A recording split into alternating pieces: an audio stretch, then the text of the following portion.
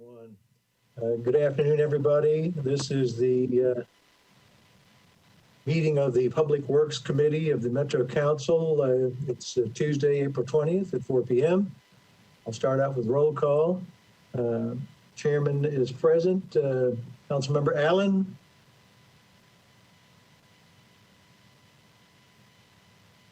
Councilmember Allen. Councilmember Benedict.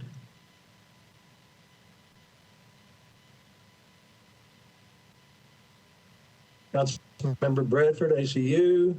Councilmember Evans, I see you. Councilmember Gamble. Present. Hear ya. Councilmember Hall. Present. Councilmember Henderson, I think I saw you. Councilor Lady Hurt.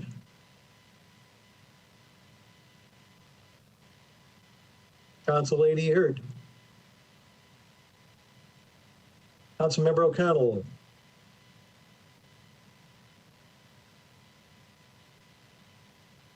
Councilmember O'Connell. There's Council Lady Allen. Present? Present. Present.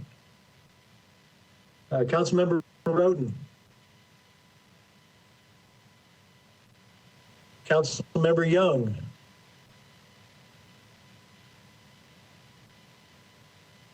Go back to your one. Councilmember Benedict. Council Lady Hurt. Councilmember O'Connell. Councilmember Roden. Councilmember Young.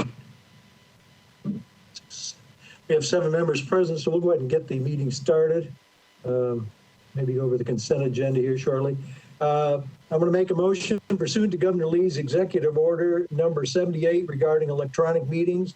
I make a motion that this committee meeting agenda constitutes essential business of the Metropolitan Council, and that meeting electronically is necessary to protect the health, safety, and welfare of Tennesseans in light of the COVID-19 outbreak. I have a second. Second. Second, and any discussion? Seeing none, do you want to do the honors, Dr. Cooper? Yes, I would note that it looks like Councilmember Roden is present with us as well now, too. So that's I am present. Thank you. 8 members. Ed Oaks? Okay. Allen? Aye. Bradford? Aye. Evans? Aye. Gamble? Aye. Hall? Aye. Henderson? Aye. Nash? Aye. Roden? Aye. 8 in favor, 0 against. Thank you, Director Cooper. Chair doesn't have a report today. We have a long agenda, so I won't go on too long. I just do want to say thank you to Public Works for their continued effort in the areas that have been flooded, and they're picking up a lot of the debris and household items that were damaged during the flood. I've heard nothing but complimentary remarks from the people I serve over there. There's been so much flooding outside of the rivers themselves, just groundwater and runoff in kind of isolated spots too, and I'm sure that's happened in other areas of town. And we thank you for your work you're doing. And I wondered, in the way of staff reports, Ms. Smith, is that, do you have any comments to make on Public Works picking up all these items? And are we going to get Red River back on schedule? Well, we are working towards getting everything back in order. I believe that we are nearing the end of when we'll be picking up debris, and people are getting it out there, and all that's going pretty smoothly. We did have some of our crews out picking up our contractors, some of their Friday routes on Saturday, and got them back on schedule. So hopefully we're going to be in better shape for this week. And I sent an email out to USD council members yesterday with a link to a map where you can check the status every day, and it will show the status of your of routes in your area. The default color is black. If routes are finished, it will show as green. If they're partially finished, purple, and if they haven't been started, all red. So we're hoping that that's going to help with communication, and we are working to keep everything moving forward as smoothly as possible. Thank you. Thank you, Ms. Smith. You're going to continue to pick up debris and items through the end of the month, the 30th. Is that correct? Yes, that's correct. Very good. Thank you so much. Thank you. Okay, I'm going to go over the consent agenda.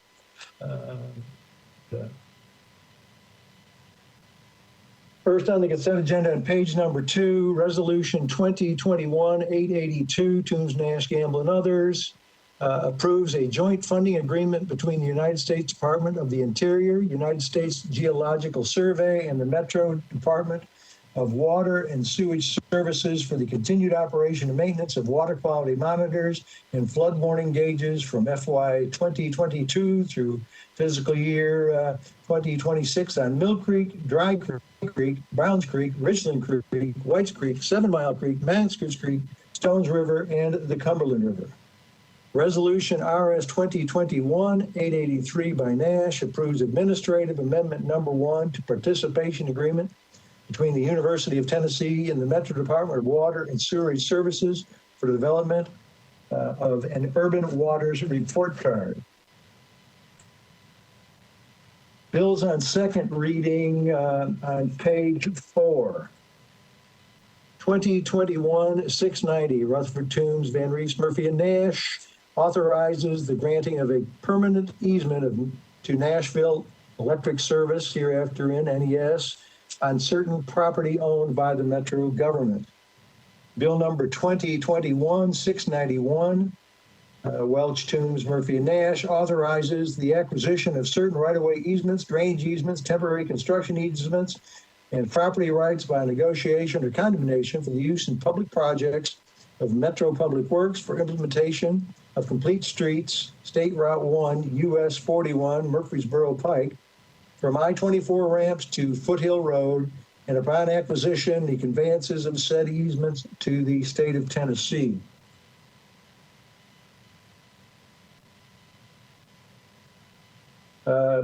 Moving on to page 5, bill number 2021-695, Parker, Toombs, Murphy, and Nash approves a participation agreement between the Metro Department of Water and Sewerage Services and prison properties to provide public water service improvements for prisons' proposed development, as well as other existing properties in the area.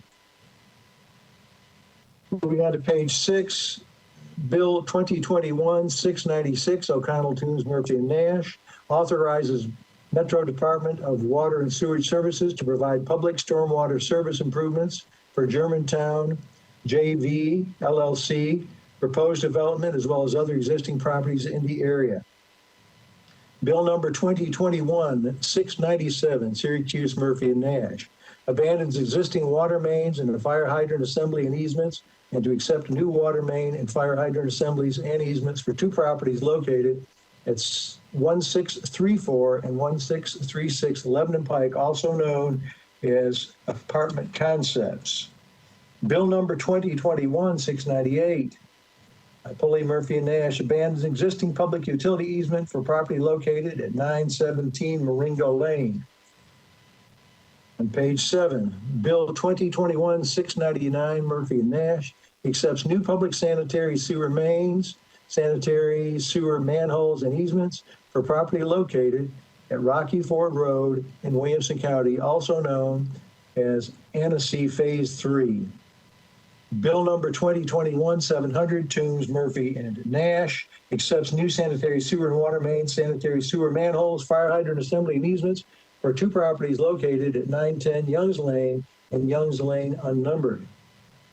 Bill number 2021-701, Parker, Murphy, and Nash abandons existing public sanitary sewer main and easements and accepts new sanitary sewer main, sanitary sewer manholes, and easements for property located at 51 Lucille Street, also known as Dickerson Pike Apartments. On page 8, bill number 2021-702, Withers, Murphy, and Nash abandons existing public sanitary sewer main, sanitary sewer manhole easements to accept new sanitary sewer, water main, sanitary sewer manholes, fire hydrant assembly and easements for 3 properties located at 2208 Eastland Avenue and Skyview Drive unnumbered, also known as 2208 Eastland Avenue SP Development. Bill number 2021-703 abandons existing water main and fire hydrant assembly and easements and to accept new water main, fire hydrant assemblies and easements for property located at 3401 John A. Merritt Boulevard, also known as TSU New Student Housing. Bill number 2021-704, Sledge, Murphy, and Nash, abandons existing combination sewer main and easements to relocate 2 fire hydrant assemblies into accepting new combination sewer main, combination sewer manholes, fire hydrant assemblies, and easements for property located at 622 Merritt Avenue, also known as the Finery Residential. Does anybody have anything that they want to take out of the consent agenda? I see Council Lady Henderson, you're raising your hand. Yes. Yes, sir, you're Mr. recognized. Chair. I have a question about 690 and 691. Just brief questions, but if we could take those off consent for purposes, those questions, that'd be great. 690 and 691. Yes, sir. Thank you. Okay. Anyone else? Council Lady Allen. That was left over You're- from wanting to ask a question about debris pickup after the flood. Maybe an opportunity will come up when I can ask that again. Okay, I'll get you in right after we vote on the consent agenda. Great, thank you. Anything else coming off the consent agenda? Going once, going twice, going 3 times. Director Cooper? Voting aye on consent. Allen, Aye. Bradford, Aye. Evans, Aye. Gamble, Aye. Hall, Aye. Henderson, Aye. Nash, Aye. Roten. Aye. 8 in favor, 0 against. Excuse me, Chair. This is Councilwoman Benedict. I've joined. Thank you, and I'm an aye. Okay, 9 in favor, 0 against. Thank you. Good to have you aboard. It looks like Councilmember O'Connell is also, he just Joined us. texted me, Okay. tell us. He's not showing on the. Okay, we'll get him on the next one. Keep going. Thank you. He's on the All right. attendee list. He just needs to be bumped up, it looks like.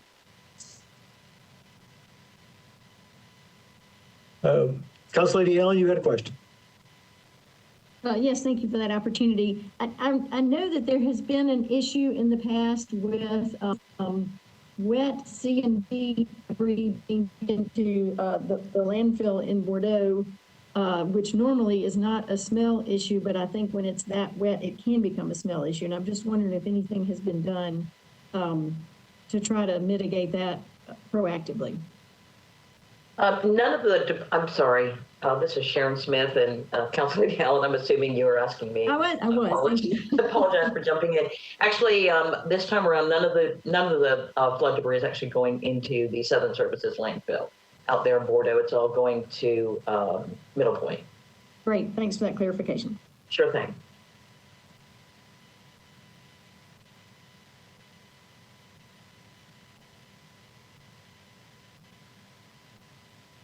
With that said, we'll start on the agenda.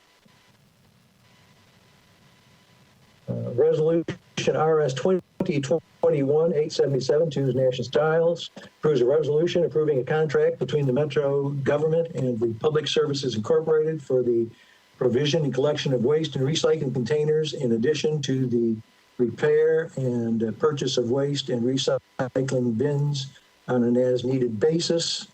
And to get the discussion started, I would move for approval. Second. And a second? Second, a Gamble. Any discussion, questions? I see Council Lady Henderson. Thank you, Chair. May I address my question to Ms. Smith? Sure. Okay. Ms. Smith, last year you had provided us an update because we had some constituents who had been waiting kind of quite a while to have a bin repaired or replaced. And I understood that, there was a procurement in progress, and you provided us a really helpful kind of detailed report about, cost of bins and so forth. And so I just wonder, by way of explaining this resolution or contextualizing it, could you just kind of update us on that as it relates to the repair and purchase of the bins, please? And are you talking about Public Works curbside trash and recycling bins or repair in this proposed contract? Well, I guess I'm wondering how they might be related, if at all. I just recall last year we had inquired as a committee for an update related to bin repair and replacement, and you provided that to us. And so I was just wondering how this legislation fits in just generally to the context of bin repair and replacement. It looks like we've maybe changed provider, or perhaps not. I know the recycling bins look different now, and I just wonder, again, by way of explaining this resolution, if you could just kind of just contextualize it more broadly based on questions of last year as well. Thank you. Yes, thank you, Council Lady Allen, for that clarification. This is actually a completely separate contract. This is a contract that is used by a lot of Metro departments, general services, sheriff's office, MAC, et cetera, for trash and recycling collection at Metro buildings. So this does not relate to the curbside trash and recycling bins or the repair or replacement of those.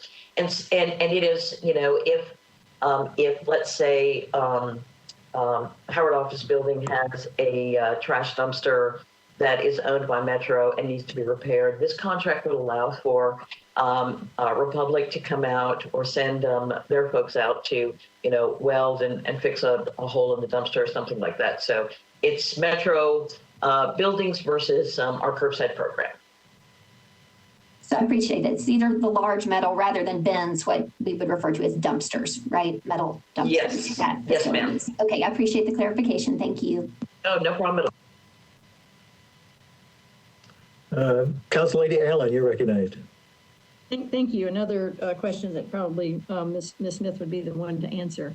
Does this also include the bins and collection containers inside Metro buildings for composting and paper recycling and that as well?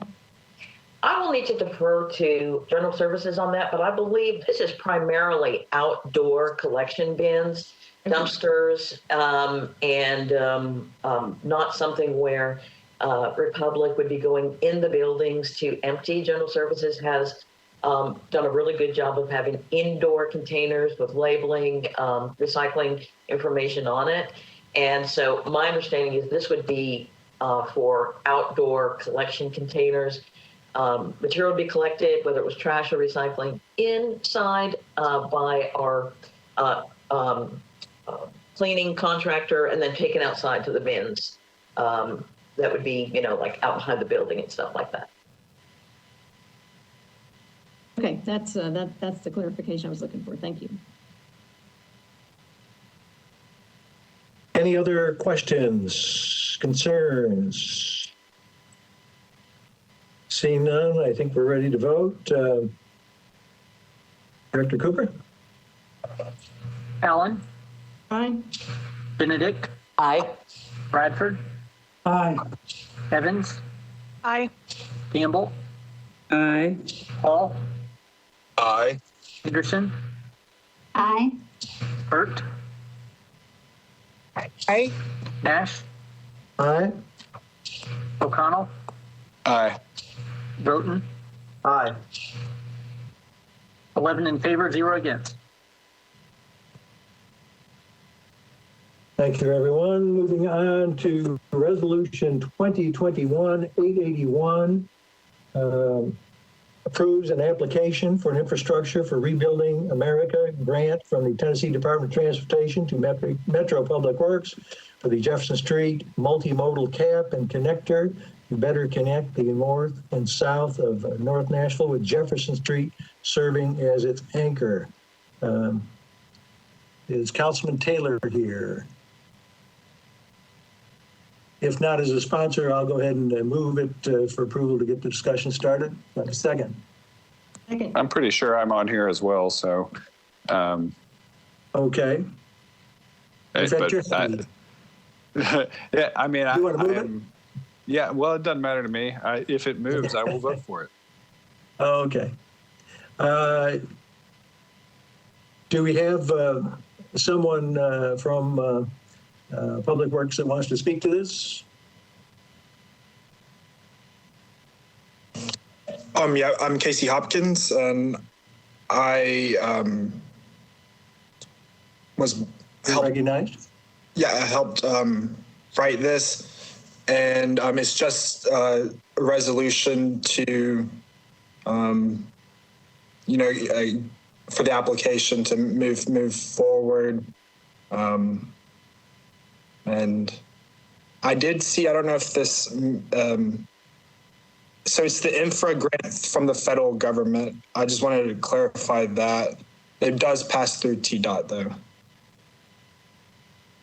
Okay. Thank you very much. Any other questions by any of our council members? My little hand raising board isn't going up, and there you go. Council Lady Henderson. Thank you, Chair Nash.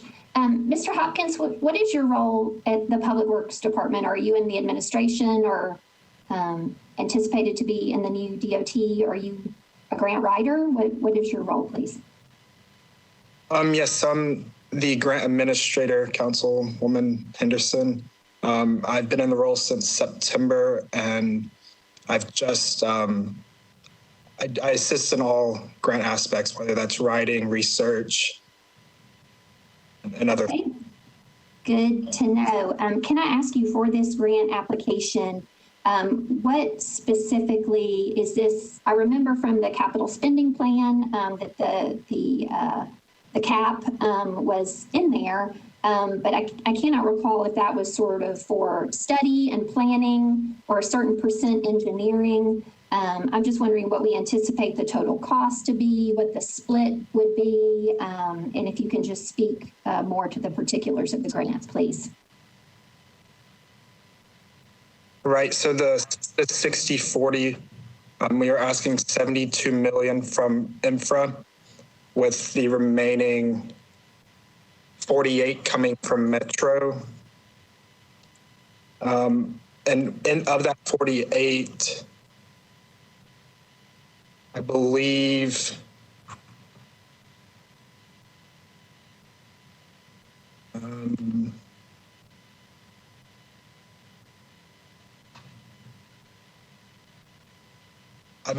the 20.3 has been approved already. And by approved, you mean in the capital spending plan just passed? Yes. Okay. And so if we were to be successful in this grant, Metro would be obligated to a capital expenditure of 48 million? Yes. Okay, and so the anticipated cost for this project, the preliminary engineering, the planning, that work, when was that done and by whom? So who arrived at a total project cost of, the total project cost of 72 million, is that correct? Right, so the 72 million was in coordination with TDOT and other entities that have done something similar to what we are proposing. Okay, so it's an estimate based on similar caps, or it is a specific estimate at this location? I'm sorry, what?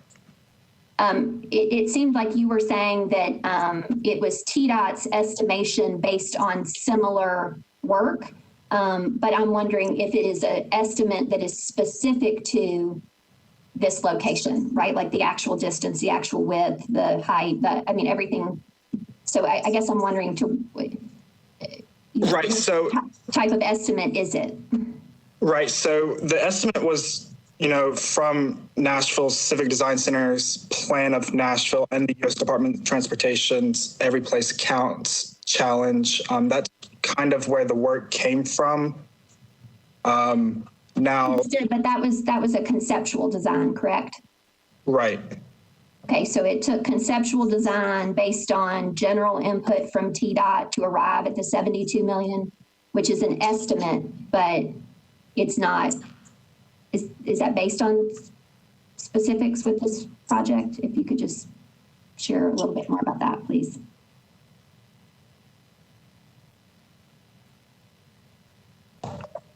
Councilman Chair, would it be okay if I just for clarification, would it be okay to speak, Chair Nash? I found, yes, go ahead. I see Mike Jameson's hand up too, as well as Jim Snyder's. You can start. I can wait. If Mr. Jameson wants to go ahead, I'll speak afterwards. Mr. Jameson.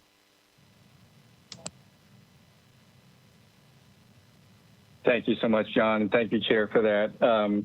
First, Chair Nash, just a quick note, Faye DeMassimo is serving on a panel as we speak, and it was scheduled to end at 4 o'clock, but like several other meetings, it has gone over. So she apologizes for not being able to be here, but she will join as soon as possible. This is a $72 million grant application. The brief history of this is that beginning with the U.S. Interstate Defense System design proposals beginning in the late 1950s and commencing in Nashville through the 1960s. It was recognized then, and even more so belatedly, the significant damage that these were causing through impoverished neighborhoods, traditionally African-American neighborhoods, and other communities that were just going to be forever divided by the impasse of an interstate system.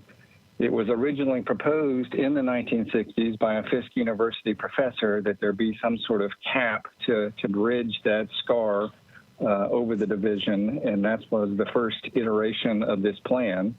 When TDOT came up with the initial plan proposal, they actually reached back to those renderings from the 1960s and have improved upon it.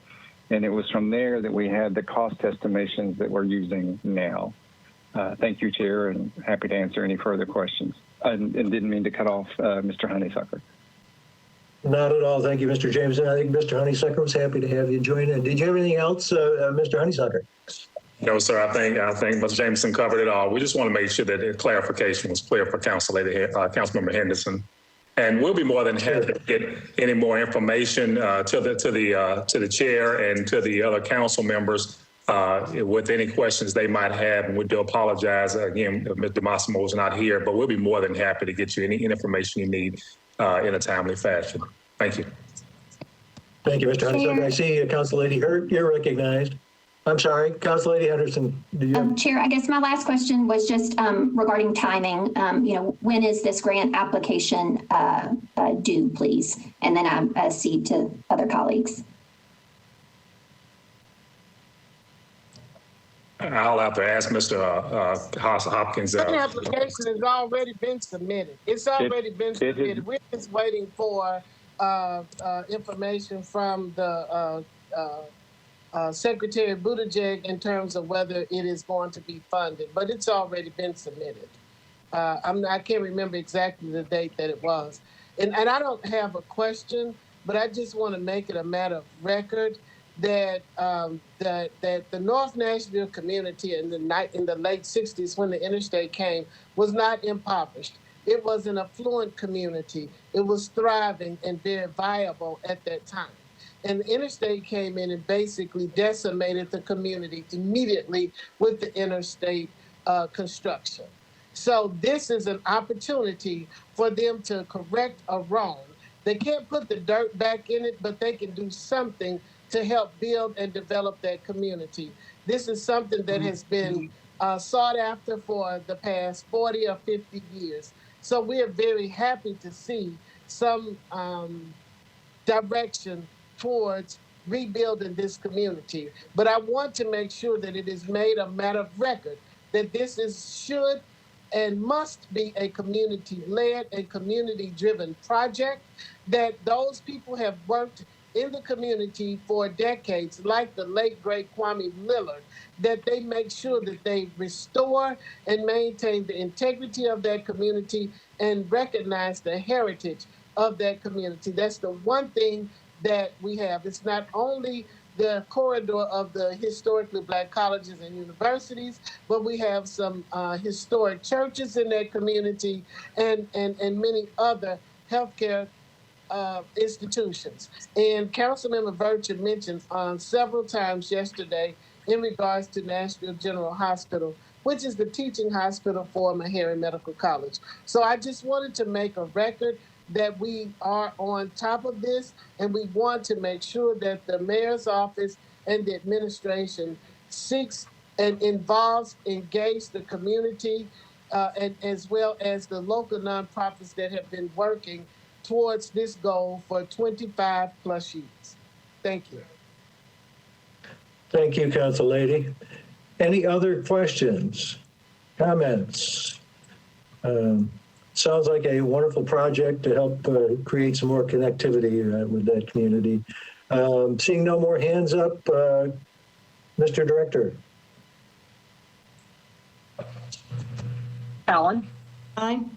Benedict, Aye. Bradford, Aye. Evans, Aye. Campbell, Aye. Hall. Councilmember Hall, Henderson, Abstain? Hurt, Aye.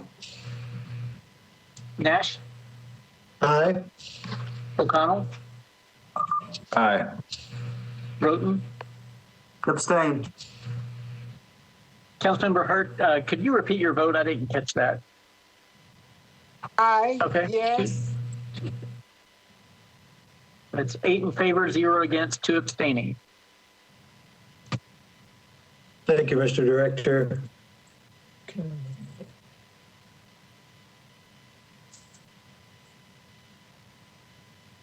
Moving on to bills on second reading.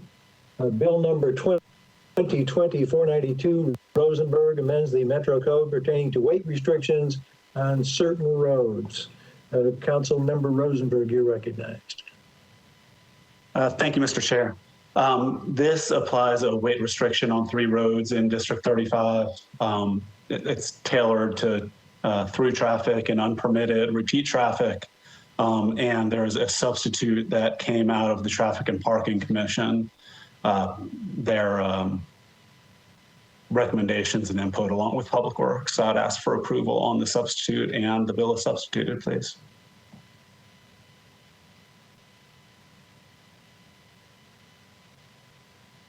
You're muted, Mr. Chair.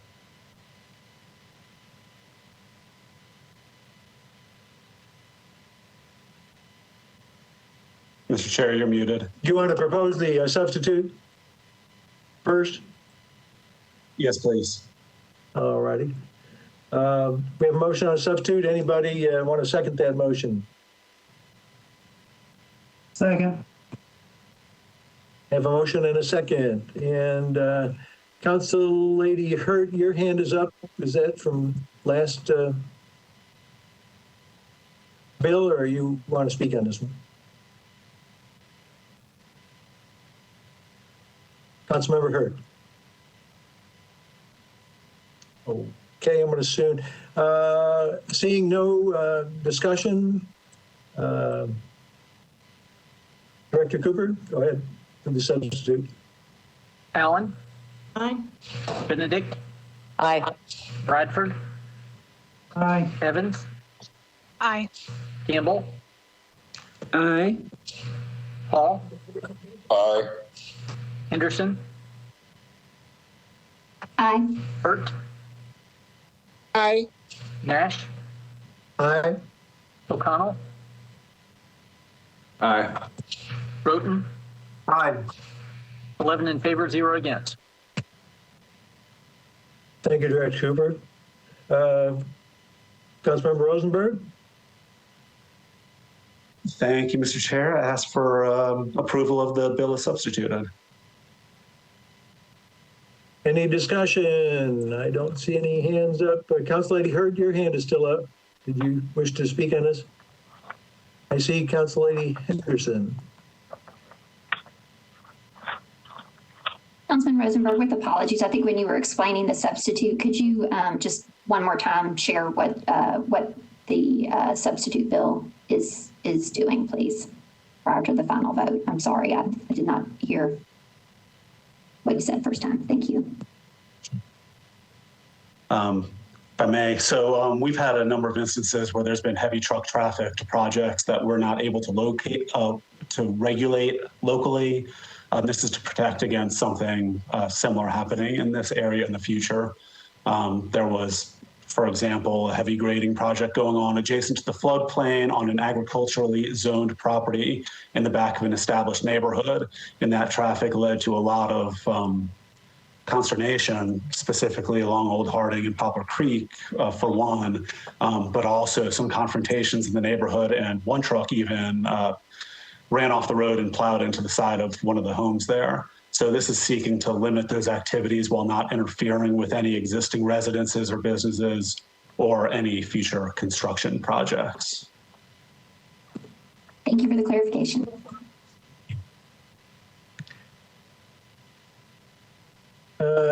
Councilmember O'Connell.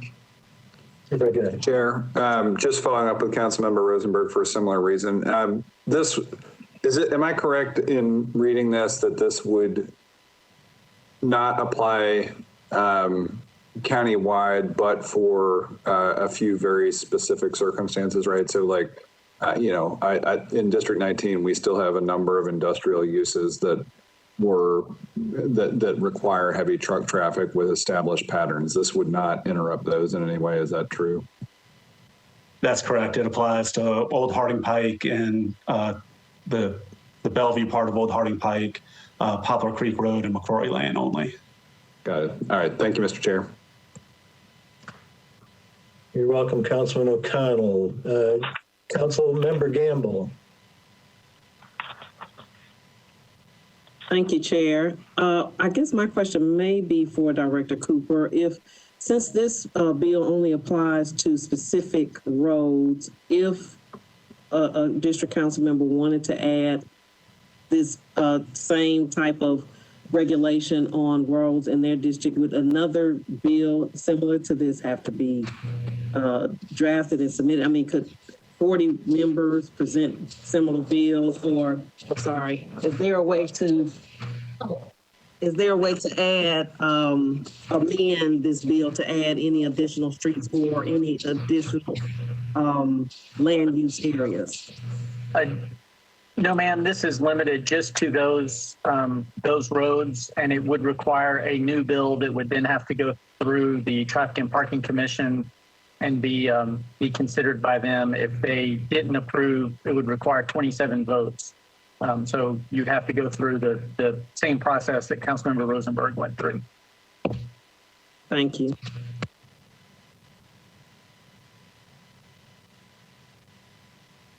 Council Lady Hurd, your hand is still up. Yes, thank you. I just want to thank the sponsor for this bill. I live right off of Poplar Creek, and which means that I travel on Old Harding Pike all the time. I'm not an engineer, so I don't know if the stormwater and the flooding issues that we have are related to the weight of trucks that come by, but I know that it can do nothing but help if we prevent them from coming. I know that during the 2010 flood, McCrory Lane, the area up there close to McCrory Lane and Poplar Creek, basically caved in as a result of weight being on the streets from the traffic that goes. So I am really, really happy to see this, because in order for us to get out of this community, when we have those problems, we have to basically go back to Franklin and come all the way around if the interstate is open for us. So something like this, I think, will help the community and all the new development that we have. So I just want to thank our sponsor for being visionary, insightful to mitigate the problems that we are seeing. Thank you. Thank you, Council Lady Hurd. Any other discussion? Seeing none, Director Cooper, please. Allen, Aye. Benedict, Aye. Bradford, Aye. Evans, Aye. Campbell, Aye. Hall, Aye. Henderson, Aye. Hurt, Aye. Nash, Aye. O'Connell, Roten, Aye. 11 in favor, 0 against. Thank you, Director Cooper. Okay, moving on to the lighter subjects there. Let's see, approve bill number 2020-493, Sledge Cash, Allen and Taylor, amends the Metro Code of Laws relative to night parking restrictions. Move approval. Second. We have a motion and a second. I see Councilmember O'Connell's hand up. Thank you, Mr. Chair. I would just love for the sponsor to kind of remind us. I know this bill's been simmering for a little while, and I think especially after the Christmas Day bombing, I know my interest in the topic picked up considerably. And I think it would just be helpful for committee members to get a summary of kind of the road we've traveled and where we are this evening. Councilmember Sledge, that's your cue. Thanks, Chair. Thank you, and thanks, Councilmember O'Connell, for the question. So as those of you may remember, I wouldn't expect you to necessarily, this bill was introduced actually before the Christmas Day bombing. It was reflective of some experiences that several of the co-sponsors on this bill have had regarding storage of these particular units. There was one in particular that was an RV that was just sort of on the line of our current law. Our current law says that vehicles in excess of 24 feet, such as RVs or school buses. The only thing this bill does is change that number 24 to 20 to encapsulate class sizes of RVs are weird. So it encapsulates the two largest class sizes. Now, those who may ask, well, what's the problem with parking this thing overnight? The problem we've been having in a lot of districts, including Councilmember Cash's, formerly Councilmember Allen's, and the district I represent, is that they are stored for weeks, months, if not years, on the public right-of-way. You can add District 19 to that list. Councilmember O'Connell's district as well then. And they are, a lot of times they create visibility hazards. They create, actually, the one in particular we had such a problem with was damaged. So it damaged somebody else's vehicle as well because of where it was. And then recently had a totally separate vehicle, totally different portion of the district I represent. And as you can expect, this portion of the, Title 12 is not one that comes up a lot from this RV and school bus overnight parking. But we're seeing more of this. We're seeing more of these storage issues where people are deciding to use the public right-of-way for storage of these vehicles. And I'm trying to just basically better capture the types of vehicles that need to be taken off of a road or alley, stored on private property, so that they don't create the issues that we've been dealing with. So thank you, Chair. Thank you, Councilman. Thank you, Councilmember Sledge. Any other persons wanting to be recognized? I don't see any. Director Cooper, you're up. Councilmember Allen does have her hand up. I don't know if that was. I'm sorry, Councilmember Allen, go, you're recognized. I just was going to add, it also interferes with brush pickup and trash setting out and other things like that that involve the curb. So it has multiple nuisance factors to it. So I vote enthusiastically aye. Okay, thank you for that help, Director Cooper, and I think we're good to go now. Okay, Allen, Aye. Benedict, Aye. Bradford, Aye. Evans, Aye. Campbell, Aye. Hall, Aye. Henderson, Aye. Hurt, Aye. Nash, Aye. McConnell, Aye. Roten, Aye. 11 in favor, 0 against. Thank you, Director Cooper. Okay, on to LPRs. We have had 3 public meetings that were organized by Chairman Gamble of Public Safety. We've had 2 special call meetings to allow council members to discuss the matter in different approaches. So I in the necessity to get through tonight's meeting, where I don't want to have a lot of discussion tonight. What I'm going to do, if possible, is start out with, I think Councilmember O'Connell's asked to start out with 582, and there's a substitute. We might go with substitute. I'm going to ask that Councilmember, or I'm sorry, Director Cooper, that as we go through these, we'll give like a couple of minutes just to give us an idea of what's in that particular legislation. I'll give the sponsor 2 minutes to kind of make their point. I'll give 2 minutes to opposition, and then we're going to vote, because I think truly we've discussed this. I found myself waking up discussing LPR, so I hope everyone else is in agreement. I think we can get. I know everybody's passionate about this issue and sincere in their different beliefs. So, if without objection, I'm going to start out with Bill 2020-582, Johnston, Pulley, Nash, Rutherford, and Murphy, amends the Metro Code of Laws pertaining to the use of license plate scanner technology in the public rights of way. Director Cooper do I have a second? Second. For discussion. Director Cooper, should we go on to the substitute now? It's really up to you, whichever you want to take first at this point. Okay. Point of order, I guess I would say, Mr. Cooper, am I correct that most of the amendments to 582 would be unnecessary if the substitute were to apply? Is that correct? Is that a fair assessment? That's correct.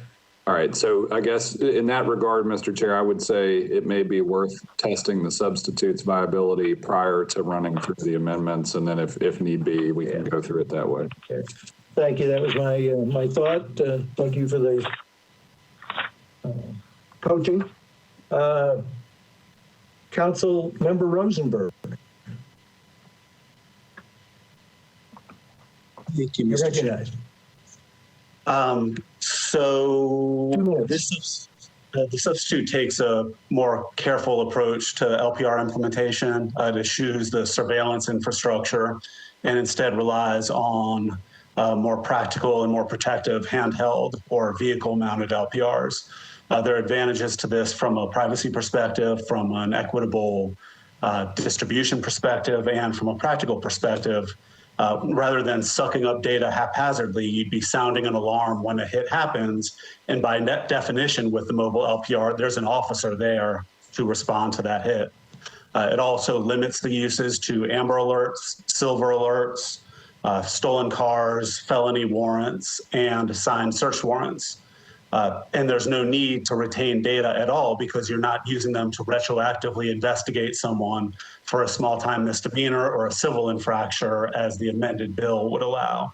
The substitute grants oversight to the DA, the public defender, and the COB. It calls for detailed reporting to the Metro Council on their use, and it calls for a public hearing after 6 months of use and a vote on whether to continue or not.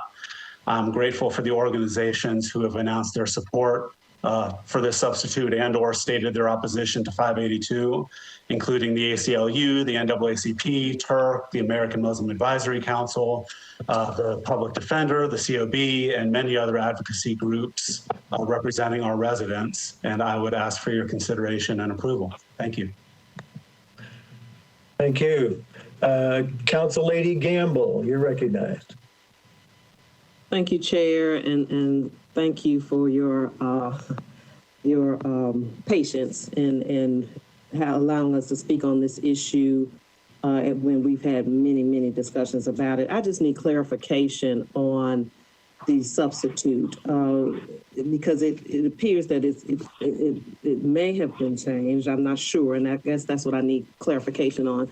Is the substitute, or the way that I'm reading it, is that now it does allow additional uses outside of parking violations and the emissions testing to include solving or Amber Alerts, pursuing vehicles related to Amber Alerts, also crimes, violent crime, but it doesn't allow for the use of those license plate images longer than 3 minutes. I guess I need some clarification on how this substitute, what exactly, and I thank you, Director Cooper, for sending out kind of a summary on that with the amendments packet. But just so that I'm clear and the public's clear that as we're talking about this in this committee today, what exactly are the limitations, or what are the uses that are being proposed in this substitute, and how long is the data being suggested to be retained? Sure. So there's no change to this aspect of it from when it was introduced in February. The reason that there's no data retention is because these are being used to match against hot lists rather than retaining the data and running into all the privacy risks and potential pitfalls there. Instead, you've got a hot list of stolen vehicles, endangered persons or missing persons, felony warrants, or a lawfully signed search warrant against a vehicle. And when the LPR picks up one of those, a vehicle that matches that, the alarm sounds and they go in and execute the stop if they find that the LPR hit was correct and that it meets the other criteria for a stop. It does not suck up the license plate numbers and photos of everybody who drives by and retain that information as the other bill does. It's not used to retroactively investigate crimes. It's used to acquire targets that have already been identified. And that's why there's no need to keep it more than 3 minutes. That would be a completely different set of uses and one that's full of risks and not nearly as many benefits as these targeted uses. Thank you. And just a follow up, so that's also, it also goes for the emissions and parking, the same uses, that it is real time data, it's not any retention of data. The emissions and parking are handled in a separate section of the code. The emissions, Mr. Cooper would need to speak to that, as well as the parking, but that's not handled in the same way as the law enforcement uses.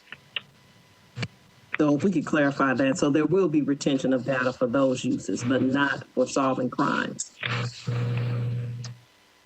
Correct.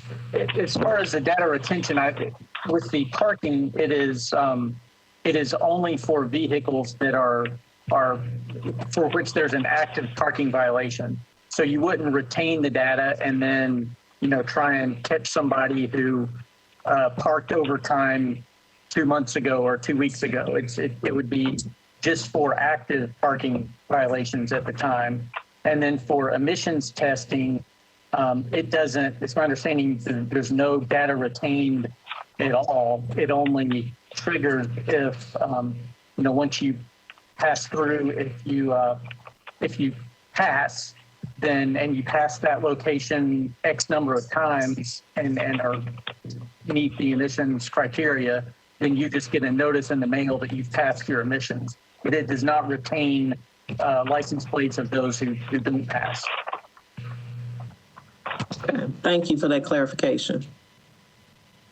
Councilmember Allen. Thank you, Mr. Chair. Just another question. I appreciate all the work everyone has put into trying to address concerns both about crime and about civil rights and privacy, and I know it's a really delicate balance. I'd just like some more information on where the 3-minute retention comes from. Is that a length of time that law enforcement has said is adequate to respond to that? And is there a statement from someone in law enforcement that will be a useful length of time for them to address people that are on the quote hot list? This is something that appears to be being used as a smoke screen, to be quite honest. And the premise of the question is not your question, Councilmember Allen, but the premise that 3 minutes is not enough time is one that is attempting to instead circumvent the purpose here, which is that it only be used to match against a hot list. They're suggesting that if a crime happens, then 3 minutes isn't enough time to investigate a crime and obtain that data and make an arrest, which is not what the intent of this bill is. The intent is so it can match against an already existing hot list. And if it does not match that hot list, so the LPR, so car goes by the LPR reads the license plate, 65% of the time it's accurate, 35% LPRs are inaccurate. It reads the LPR, it reads the license plate, it matches it against the hot list or the database of cars that meet those descriptions that I described, stolen cars, Amber Alerts, et cetera. And if it matches, the alarm goes off instantly, and the officer has 3 minutes to look down, match the license plate, and make the stop. It's not the same as the idea of keeping it for weeks or months and then using it retroactively to try to investigate a crime and say, this person matches the description, they were in the vicinity, so let's go see if we can, put together probable cause or whatever. So 3 minutes would be wholly inadequate if you support using LPRs unendingly for everything. But when you're talking about Amber Alerts, already reported stolen cars, felony warrants against the owner of a car, or a signed search warrant against a car, 3 minutes is more than enough time to effect a stop. May I ask one more question, Mr. Reed? I know in some of the other versions we've had a requirement for verifying that the data is accurate, that it actually is a match before someone gets, incorrectly arrested because nobody checked that. So I guess that's what I'm trying to think my way through is, has somebody said, yes, 3 minutes is enough time to be careful enough that we know we've matched the right things and this is the right one and we're going after the right car, and before we wipe it out, that the process, or I'm finishing up a speeding ticket and I'm going to get to it in 2 minutes and then it disappears on me. I mean, I would, it would be helpful to me to have a little bit more detail on how realistic that 3 minutes is in a police car who's just trying to process that efficiently and in a safe, the very issues that we're talking about. Sure. So, within 3 minutes of the officer observing a car going by, that gives them 3 minutes to be able to read that car's license plate. The only scenario I can see where an officer cannot see within 3 minutes, because, if you're writing a speeding ticket and your thing goes off, the person's long gone by then. But the only scenario I can see is where if somebody is evading, in which case you have a whole other issue to address with the stop there. If you're more comfortable with, putting the substitute on and amending it to 5 or 6 minutes, that's fine. The national standard and what they've used in New Hampshire, for example, is 3 minutes. No more questions. Thank you. Okay, Councilmember Bradford. Thank you, Chair. So my understanding that this substitute require these devices to be used in real time by an actual Metro officer, correct? These would not be the fixed units that you put up on poles. They're generally the patrol car mounted or handheld. So in order for, if this was to pass, in order for these LPRs to be used, it would require a police officer to be in their cruiser and basically staking out an area, hoping for somebody to come by. And do we have any way to offset the fact that that would now take an officer out off of patrolling or away from doing their duties in order to sit for 10, 15, 20 minutes, an hour, 2 hours, scanning traffic, hoping that someone on this hot list comes by? Council member, they would, in theory, these can be used as they're doing their normal patrols, especially the car-mounted ones, where they're just active as they're driving down the street. The issue with the pole-mounted ones, in addition to the fact that we're building surveillance infrastructure instead of stormwater or roads, is the fact that if you have a bad guy go by and the thing goes by, you haven't accomplished anything if the closest officer is 10 minutes away. Because once that bad guy turns left, you've lost them. The LPRs are really at their most effective for these uses when you have an officer right there. And when you're a place like Mount Juliet or Belmead and you have officers kind of that are probably bored and you're in a very concentrated area, that might make more sense if you support that sort of thing. But in a 500 square mile, I mean, I know in my area, there's rarely an officer within 10 minutes. And I think that's the case frequently. So really at their most effective, you need an officer near that LPR anyway. Thank you for that explanation. Thank you. Is Captain Gilder available? I didn't see him on the call. I know people were wondering what the police thought about this. Anyone from the police department out here who wishes to speak to this question?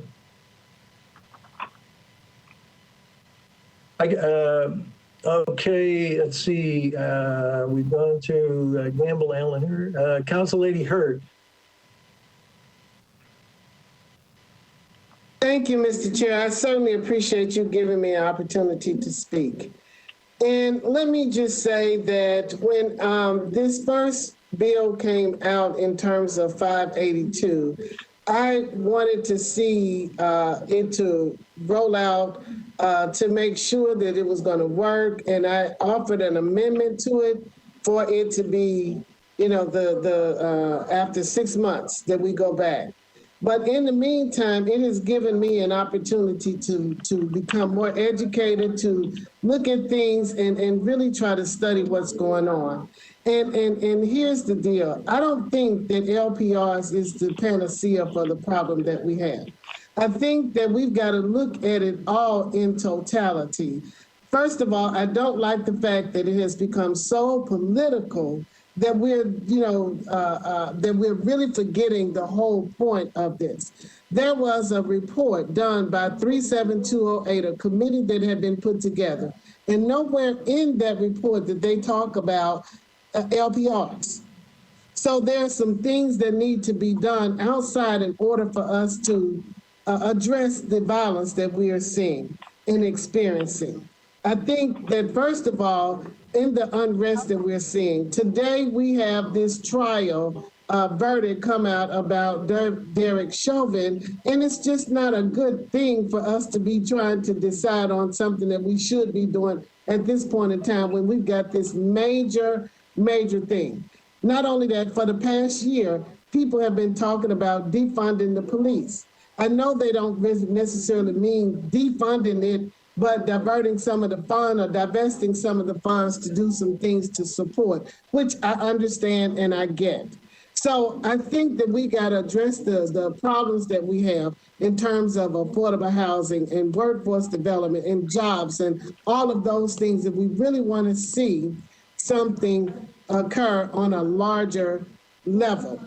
And to the point of them seeing an LP or someone seeing a license tag of a bad driver, the young lady who was killed, the car had a license plate that was attached to someone who was not a law-abiding citizen. But she has now given her life because things went wrong as a result of that. And we want to avoid those kinds of things that occur. Same thing with the officer, the Army officer, lieutenant, whose license tag could not be seen because it was in the top of the car and it was a temporary tag and not a regular license tag. So I want to see the best possible solution that we can get, because I do know that we've got to do things to address the violence and the problems that we have. I worked and represented the Haynes Park community when they first started talking about the cameras. So I know that it's important to them. And I also represent all of Nashville, the immigrants and those who are subjected. So I'm saying all of that is that it would really be my preference for us to continue to talk about this and find out what's really going to be the best solution. In time of the fact that we have started this back in October, I think that this substitute gives us, is less restrictive and give us leeway to be able to add things and not take back things. Because with the 582, we can't roll anything back. Once we get it, once it's out there, it's there. And I don't think that that's really the answer. So I am going to vote in support of this substitute, and I'm asking others to do the same. Thank you.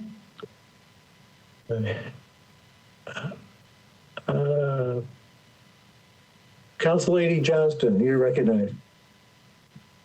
Thank you. I'm just wanting to speak against the substitute. I think, the whole point of using LPRs is to supplement where we are lacking in the police department from a human resources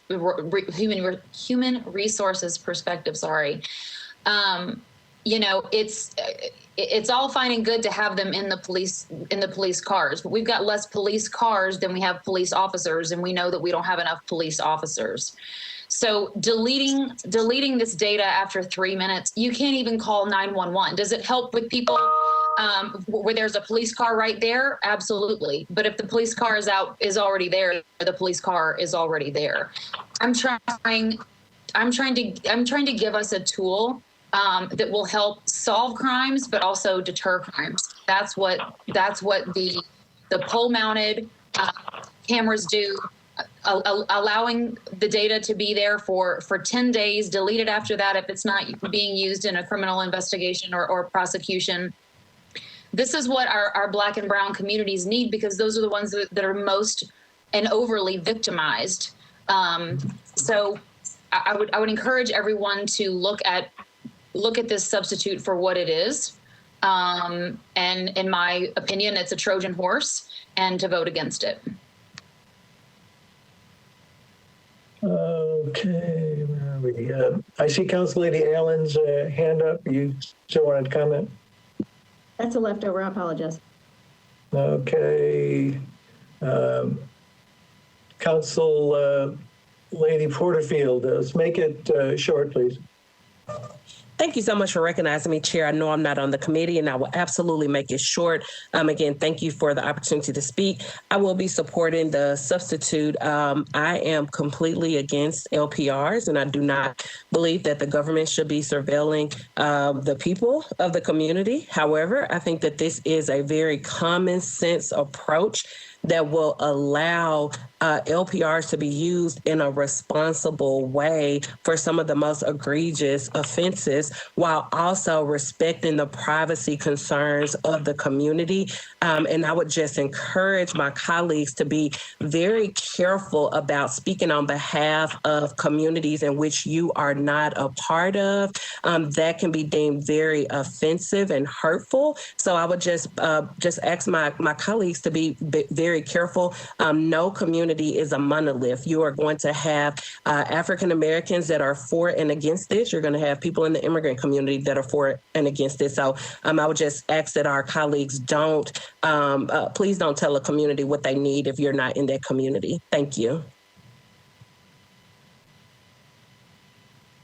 Okay, Council Lady Gamble. Thank you, Chair, and I appreciate all of the comments today regarding this substitute. My only concern about the substitute is that it doesn't really include a lot of the safeguards that that some of the amendments to Bill 582 include, and most of those amendments came as a direct result from conversations with community members, with the ACLU, District Attorney's Office, and others. And so, while I understand and appreciate the concern about privacy in regards to the license plate readers, particularly being on the fixed post, I do agree that having the license plate reader on the vehicle, on the police patrol car, doesn't really address the issue of crime happening when the police are not present. And that's the main issue that I've heard in the many public discussions that we've had, is that we need a tool. We need something to address preventing crime, deterring crime, and also solving crimes that occur in our communities when the police are not present, and the police can't be everywhere all the time. So having those license plate readers on the fixed post help provide another set of eyes for solving crimes. The license plates that are captured during the period that they're being captured, during that 10-day period, if no crime is committed with that license plate, nothing is done with that data. It is discarded after 10 days. The data is only used if the license plate appears on the hot list, and there are many safeguards that the amendments address to ensure that data is accurate. It's only pulled from the hot list in real time. The hot list is updated, getting monthly reports from the MMPD regarding how many times the license plate data is used, where the data comes from in relation to where in the city on those posts. So there are measures and safeguards that have been built into 582 to address a lot of the concerns that we've heard. And I don't think people are aware of that or understand that. So I just want to make that point that 582 is not as broad brand as people are suggesting that it is, that there have been amendments and considerations and safeguards put onto it to address a lot of the community concerns. And I just feel like this substitute really takes away from the intent and purpose of needing it. I feel like if we're going to do the substitute, maybe we just don't need license plate readers. Maybe we're just not ready for license plate readers in Nashville. So I'd like you all to consider that as well. Thank you, Council Lady Gamble. Council Member O'Connell. Thank you, Mr. Chair. Just responding to a few points that have been raised. I know you've got your eye on the clock. I do too. But this is a pretty consequential point. I would ask colleagues to consider the last council, to Councilmember Gamble's point, really did reflect on this, and I think overwhelmingly decided that we did not want to rush headlong into a surveillance technology that could be broad brushed. If I think hard about who victims are generally, yes, crime causes victims, but the tools that we sometimes use create other victims. We have in hand at this point across several years data demonstrating from driving while black in Nashville all the way through the policing project that approaches themselves had bias. It seems to have been some form of implicit bias underlying that. The way that we surveil our own communities changes behavior. It may not be a deterrent of crime. It may be a deterrent of access of people who need that access. I would say that the conversation we've been having over the past several months has made pretty plain that there are people on this council and probably in the community that have a great level of comfort with a pretty dramatic expansion of surveillance capabilities that come, frankly, at the expense of privacy and to some extent accessibility to the community. There is another group of people in this council representing others in the community. I look at the broad array of people opposed to that expansion that have come in just today from Walk Bike Nashville, who are always mindful of safety for pedestrians and cyclists, ACLU, the Public Defender's Office, the NAACP, Tennessee Immigrant and Refugee Rights Coalition. We have seen a huge array of a coalition that we don't usually see aligned saying we are continuing to be skeptical of an expansion of this technology. I would strongly encourage colleagues keep that in mind and support Councilmember Rosenberg's substitute. Thank you. Thank you. The chair is going to take a moment. I would like to see us support 582, not the substitute, and remind my colleagues that this bill doesn't create a LPR program. It just enables our departments to initiate LPR, and then they've got to come back to us for approval of the contracts and what is done. And I trust, in respect to our police chief, that he will come back if they decide this is a useful tool for them, come back with an appropriate program and sell it to us and address all those comfort issues. So I hope you will go forward and defeat the substitute and go forward with the original bill as amended. That people have brought, as Councilmember Gamble stated, came back with lots of amendments to address those issues that were raised by the community. Council Lady Stiles, I'm going to have to cut off the debate here shortly. Somebody called for the question. And when you don't, I'm not going to recognize any more non-committee members. Again, that's what the floor is for tonight, if you want to address this issue. I'd like to see us come to a vote on this. Councilman, Director Cooper, would it be appropriate to call for the vote now, since I don't see any other committee members wanting to speak on this? It's your discretion as chair to only recognize committee members if that's what you choose. So, yes. Well, then, seeing no other comments to be made, I will ask for the vote on the substitute. Go, Director Cooper. 582 on the Rosenberg substitute. Alan? Point of order. We're speaking to the Rosenberg substitute of 582, not 581. Is that correct? That's correct. Thank you. Councilmember Allen? Benedict? Aye. Councilmember Allen, was that a no?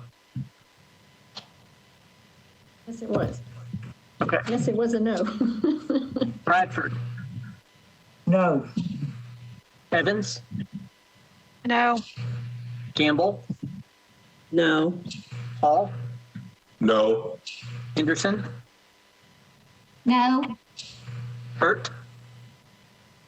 Yes. Nash?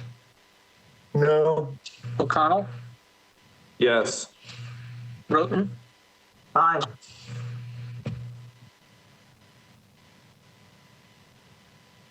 Four in favor, 7 against.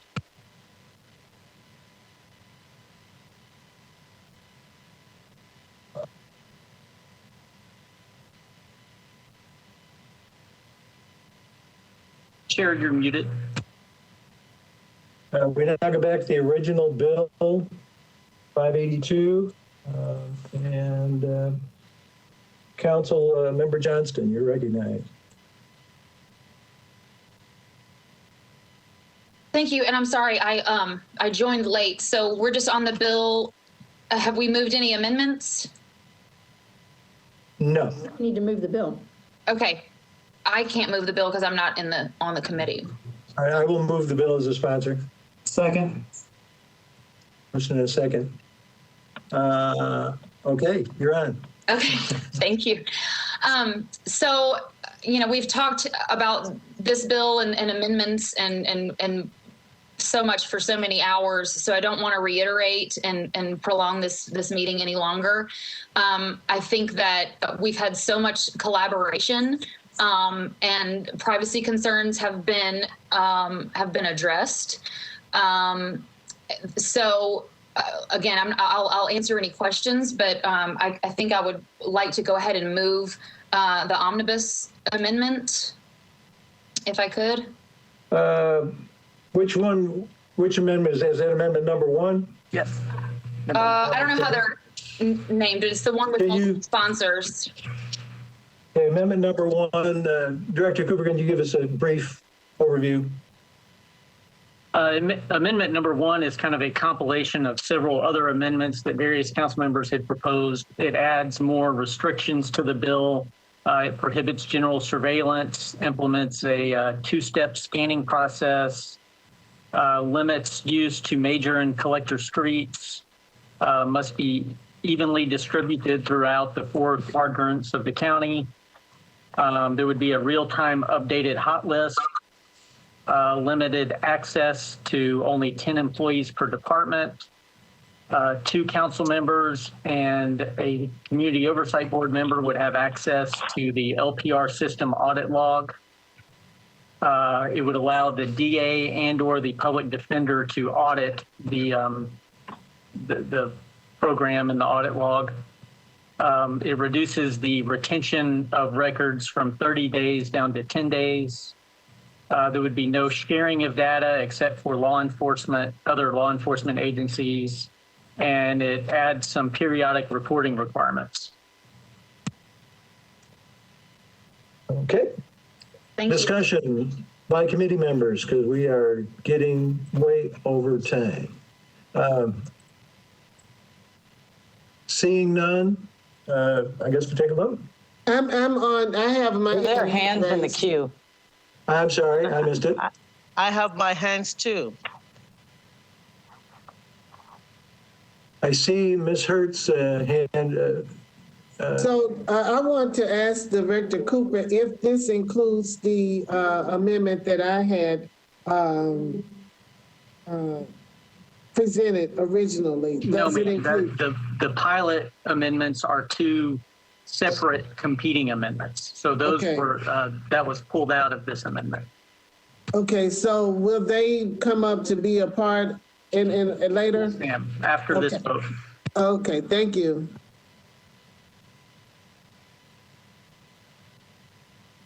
Anybody else on the committee?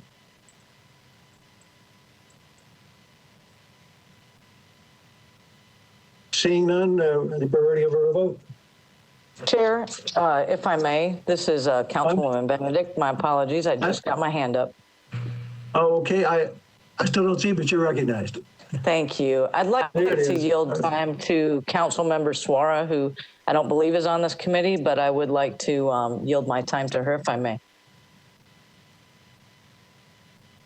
We are already way past our time. I'm recognizing only committee members. There will be time on the floor for more discussion. Anybody else, please? Seeing none, we're ready for the vote. Director Cooper. On amendment number 1, Allen. Aye. Benedict. No. Bradford. Aye. Evans. Aye. Campbell. Aye. Hall. Aye. Henderson. Aye. Burt.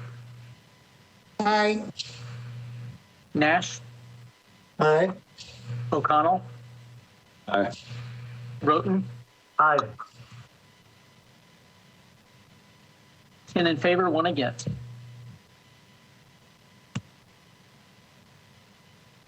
Thank you, Director Cooper. On to amendment number 2. By Council Lady Hurton Johnston. Can you give us a brief overview, Director? Yes, I will actually take Amendment 2 and 3 deal with the same subject matter. So tonight on the floor, only one of those could be approved. Both of them would implement pilot program duration limitations on the bill. Amendment number 2, sponsored by Councilmember Hurt and Johnson, would be a 6 to 9 month pilot that would continue unless the council terminates the program by resolution. On the other hand, amendment number 3 would be sponsored by Councilmember Stiles, would be a 6-month pilot that terminates automatically unless it's extended by resolution.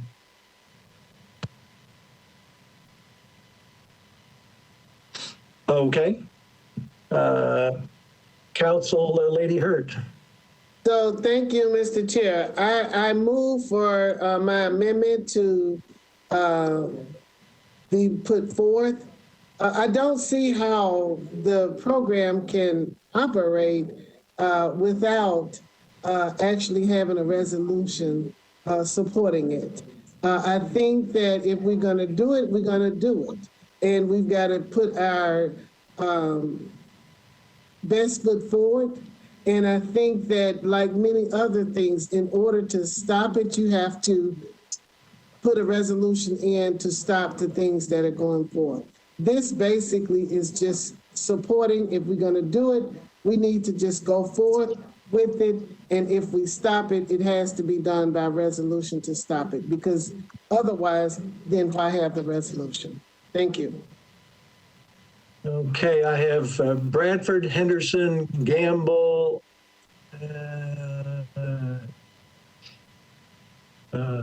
Councilmember Bradford, go ahead.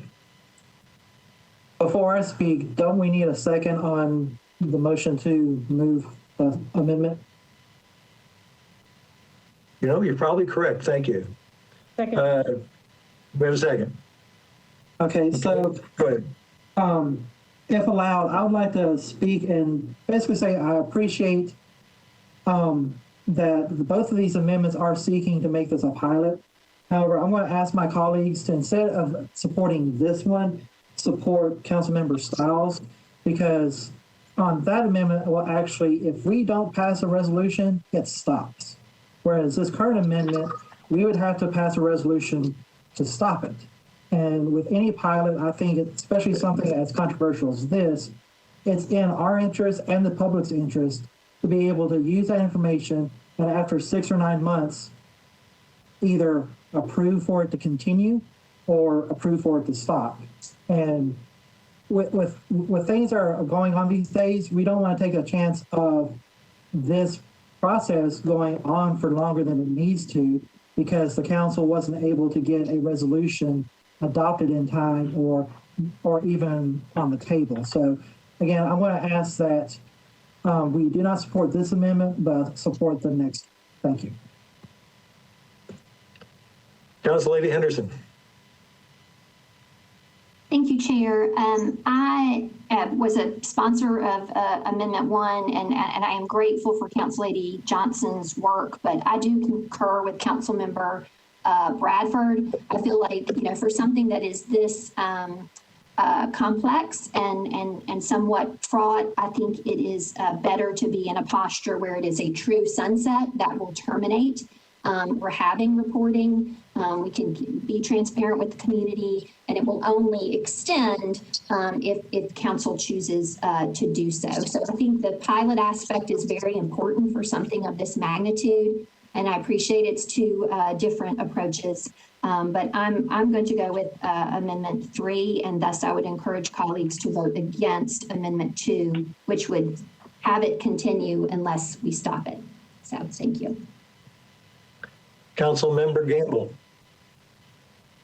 Thank you, Chair, and I'll be brief. I just concur with Council Members Bradford and Henderson. I think Amendment 3 is much more transparent, and that we go through the pilot, get the final report, then vote on continuing or not with the LPR. So I support Amendment 3 in that regard, and ask you all to do the same. Thank you. Seeing no one else on the, your hand is still up. Okay, seeing no one else, we're ready for the vote on amendment number 2. Allen, No? Benedict, No. Bradford, Councilmember Bradford, Voting no. Evans, No. Campbell, No. Hall,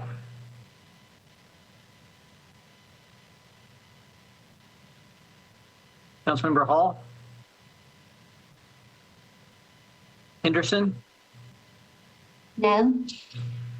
Hurt, Yes. Nash, Yes. O'Connell, No. Roten, No. going back, Councilmember Hall, Yes. 3 in favor, 8 against. Thank you. On to amendment number 3. Council Lady Stiles. Chair. We need somebody on it. Yes, Yes, I was just wondering, considering that the vote, and I had my hand up I tried to get my hand up before the vote was taken. Is it possible for me to withdraw the amendment at this point? You don't have to withdraw it. You can just not offer it on the floor tonight. Okay. Thank you. thank you, Council Lady Hurt. Sorry I missed you. I'm trying. Council Lady, somebody on the committee go ahead and move for amendment 3. Chair, this is Councilman Bradford. I'll move. Okay, second. All righty, Council Lady Stiles, you're recognized. Thank you very much, Chair. Really, the statements have been made for me. I believe that this amendment makes the most sense. We do need to have a pilot program that ends. We need to have time to review the data. The amendment would ask for the reports to be given to us a couple of weeks before it ends so we can discuss it and then determine if we would like to move forward. It is very transparent. I think that is important. Because this is fraud, as Councilmember Henderson mentioned, we need to be as transparent as possible. And we need to have the data supporting everything that we do or don't do. So I do encourage all of you to support Amendment 3. Thank you so much. Thank you, Chair. You're welcome. Thank you. Anybody else? I don't see any hands. We're ready for the vote, Director. Allen? Aye. Benedict? Yes. Bradford? Aye. Evans? Aye. Campbell? Aye. Hall? Councilmember Hall? Henderson? Aye. Hurt? Aye. Nash? Aye. O'Connell?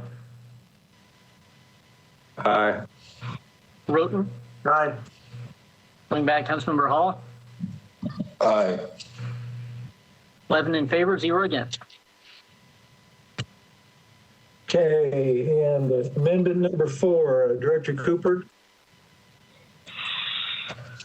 Okay, amendment number 4 is sponsored by Councilmember Rosenberg, and this would allow a majority of the district attorney, public defender, and community oversight board chair. So if 2 of the 3 determine that there has been a policy violation, then they would notify the council, and the amendment provides that the council shall terminate the program by resolution upon receiving such notice.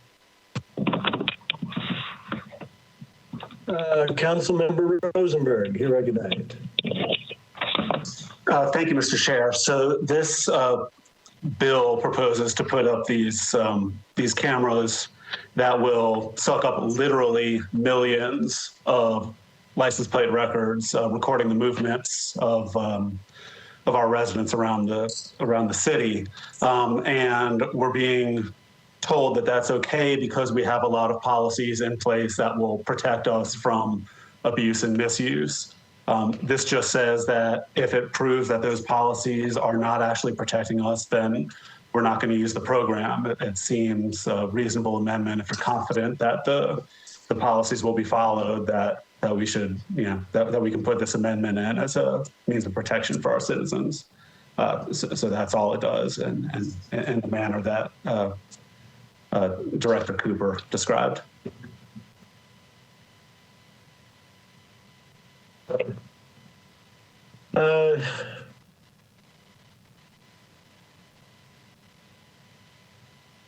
Seeing no one on the committee to speak, Chair is going to, I do have a problem. I'm sorry, Council Lady Henderson. Thank you, Chair. I mean, I just had a clarifying question. I just wondered if someone from Metro Police or somebody could just respond to Amendment 4 or the bill's main sponsor, 582. I just wanted to get some additional feedback on Amendment 4, please, whether from MMPD or the lead sponsor.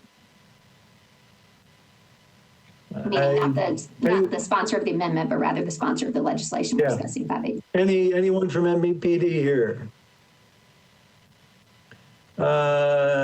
Council Lady Johnston, can you speak to this?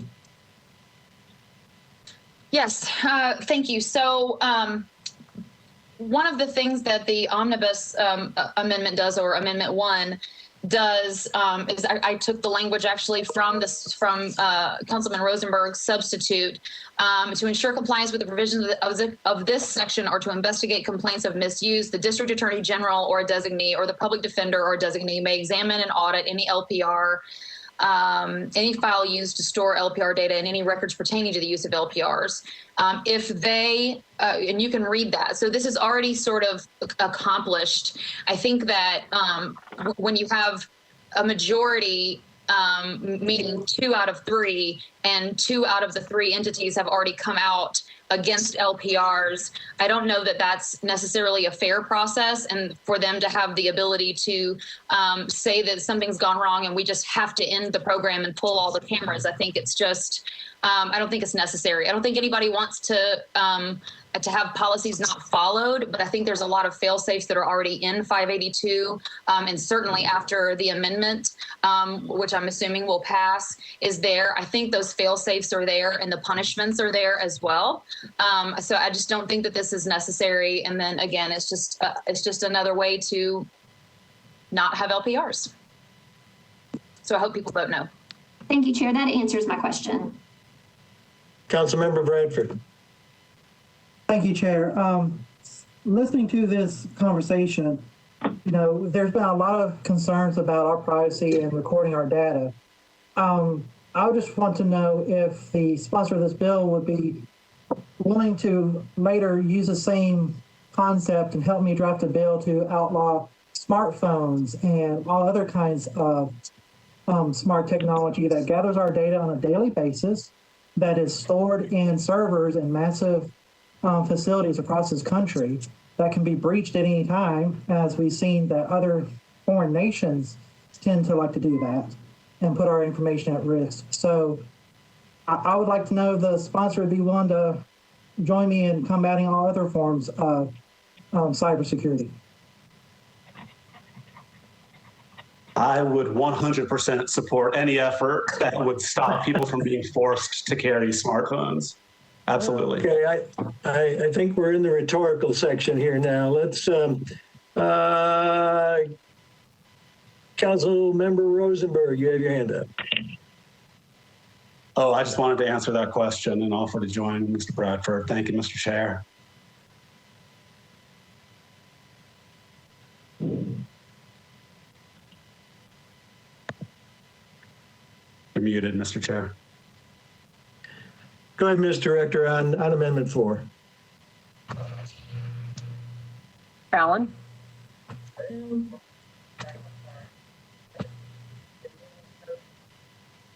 Councilmember Allen? No. Benedict? Yes. Bradford? No. Evans, No. Gamble. I think she's in public safety. Hall, No. Henderson, No.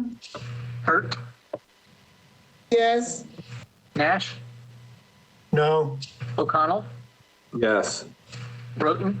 Yes. 4 in favor, 6 against.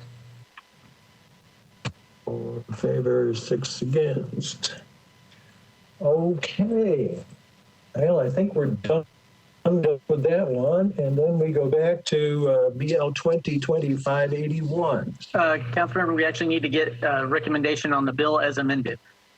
Oh, sorry. Recommendation on the bill as amended. Any discussion? Any discussion? Seeing none, take the vote. Director. Allen,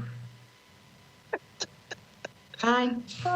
Benedict, I'm sorry, Director, I'm in the other meeting at the same time. What is this vote? My apologies. this is the vote on Bill 582 as amended.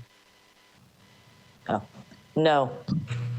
Bradford, Aye. Evans, Aye.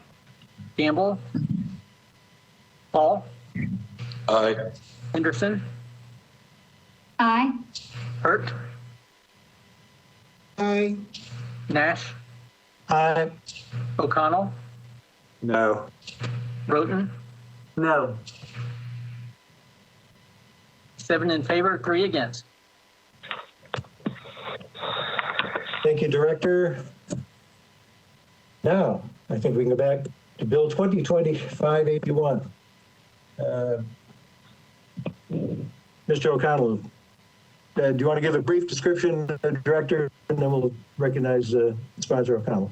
Mr. Chair, I guess I'm comfortable letting this hit the floor without a committee recommendation, given the committee's recommendation on 582. If 582 as amended passes, there is very little need for 581. Director, are we in good ground here? I think that we're supposed to actually have one committee vote on it. We can do it. I'll move the bill. Motion and second? Second. Any discussion on 581? Did you have an amendment on that too, Councilmember O'Connell? Do you want to move the amendment? We did, yeah, we did have an amendment. And if you want, you could roll both of those in into the. We could probably do it in one vote. Yeah, let's move both of the amendments, please. Okay, as part of this bill. Any other discussion? Do we need a description of what we're doing, Director? I can briefly say what the 2 amendments do.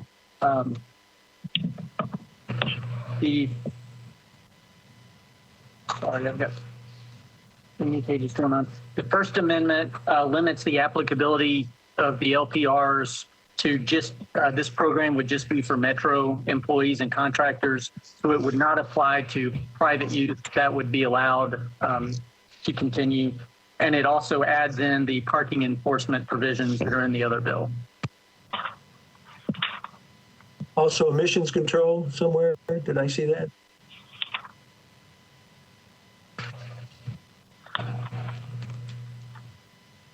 There is another bill that adds emissions that's on 3rd reading.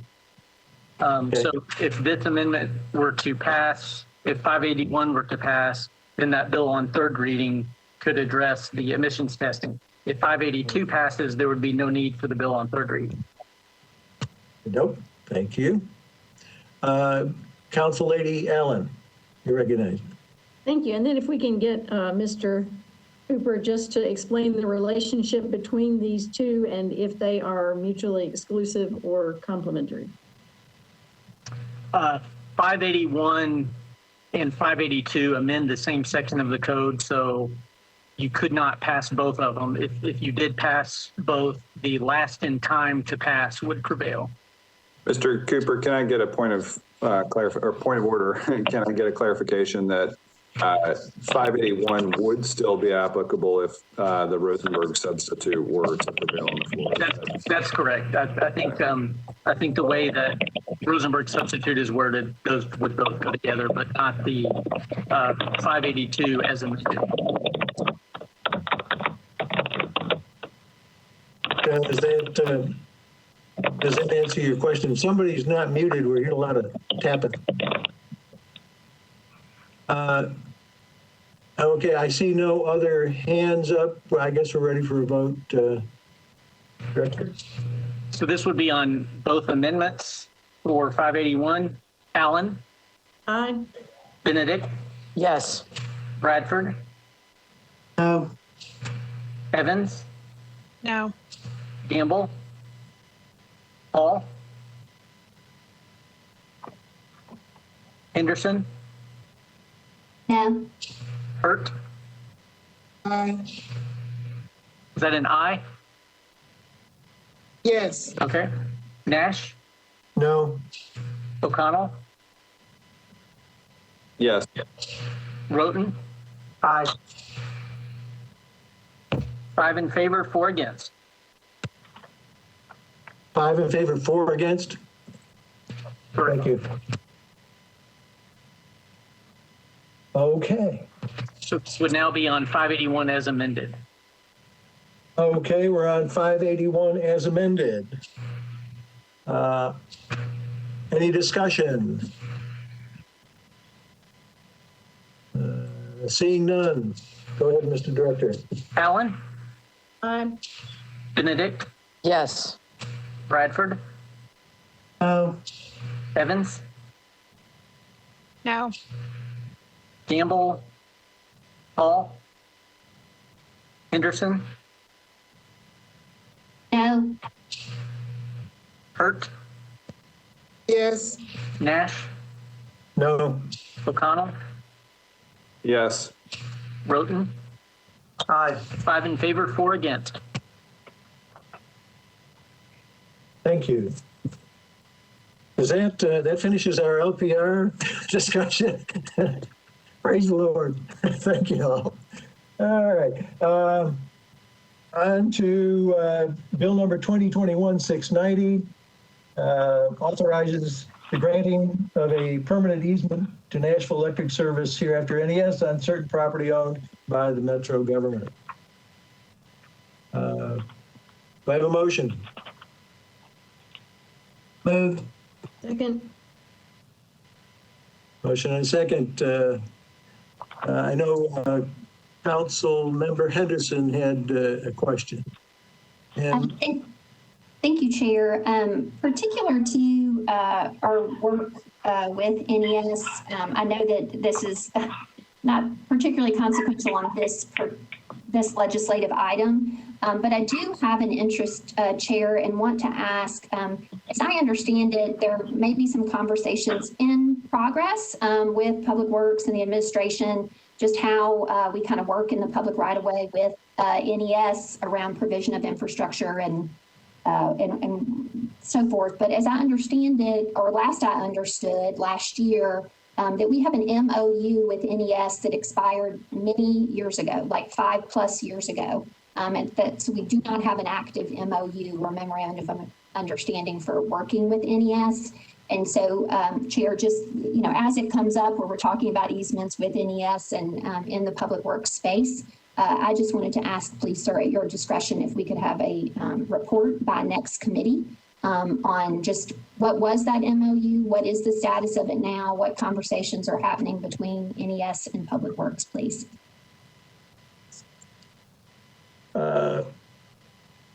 Mr. Jameson, is that something that's in your court? I've taken note of that, and I will issue the invitation and request, unless otherwise directed, that they have a report ready for the May 4th Public Works Committee meeting, if that's to everyone's satisfaction. Sure, if they could send it out before the meeting, that'd be very helpful. Thank you.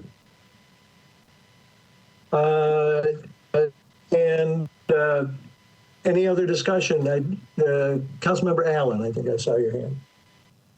No, I've taken my hand down. I'm good. Thank you. Okay. Seeing no more hands, Director, take the vote, please. Allen, Aye. Benedict, Yes. Bradford, Aye. Evans. Evans, Gamble, Hall, Henderson, Yes. Hurt, Nash, Aye. O'Connell, Aye. Broughton. Aye. 7 in favor, 0 against. Thank you, Director. The Bill 2021-691, Welch, Toombs, Murphy, and Nash authorizing the acquisition of certain right-of-way easements, drainage easements, temporary construction easements, and property rights by negotiation or condemnation for use in public projects for the Metro Public Works for the implementation of complete streets, SR1, US 41, Murfreesboro Pike from I-24 Ranch to Foothills Road, and upon acquisition, the conveyances of such easements to the state of Tennessee. Do I have a motion? I will move it as a sponsor. Do I have a second? Second. Second, all righty. And I see Council Lady Henderson's hand. Thank you, Chair. I just had a question about Murfreesboro Pike and if this was related to the SMART corridor.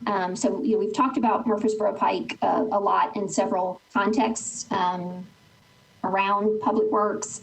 And so I just wanted to kind of understand if we are acquiring this to do construction at Metro's cost, but then we are then conveying it back to TDOT from a maintenance standpoint. I just wanted to understand, where this is kind of CIB, CSP wise, in progress, what's the engineering, what's the timeline on it, and who's doing the construction and paying for it, and how's it getting conveyed back to TDOT? If somebody could just provide that context for the project, please. Thank you. Anyone from the administration want to speak to that one?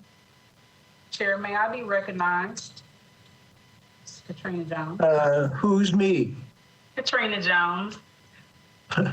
Ms. Jones, you're recognized. Thank you, Chair. Councilmember Henderson, this project is just building sidewalks along Murfreesboro Pike there. It's currently in right-of-way plans design at this moment. So this resolution is basically to give us permission to acquire the right-of-way.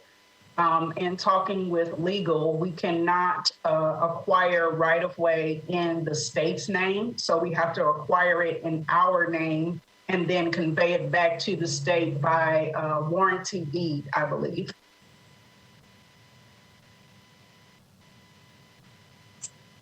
Okay, Chair, if I may, Ms. Jones, why are we building sidewalks on a state route for which the state is responsible to build sidewalks? What is the cost to Metro, and how many linear feet of sidewalks are we building? The state only is responsible for curb to curb. Anything outside of the curb is Metro's responsibility. This project is roughly the construction is going to be about $3.3 million on it. For that, did I answer your question? How many linear feet? A mile? What is the distance of the project? It's about a half a mile. And then, just for clarification, we just curb to curb on Murfreesboro Pike, or is that true on all state routes? Because the state builds sidewalks on Clarksville Pike and others. Sometimes they're not necessarily building them to the standard that we hope, but we look like, we've had some good conversations with TDOT, and that's been changing. So they're now building to our standard. I know I have a state route in my district, and we're very grateful to TDOT for building a project there. So can you speak to the determination that Metro would indeed incur the cost for this, as opposed to the state, please? To my understanding, the state just is responsible for building the roadway between curb to curb. They will, on state-funded projects, they will, if they are constructing the project, they will build the sidewalks, but I think Metro ends up taking it over for maintenance.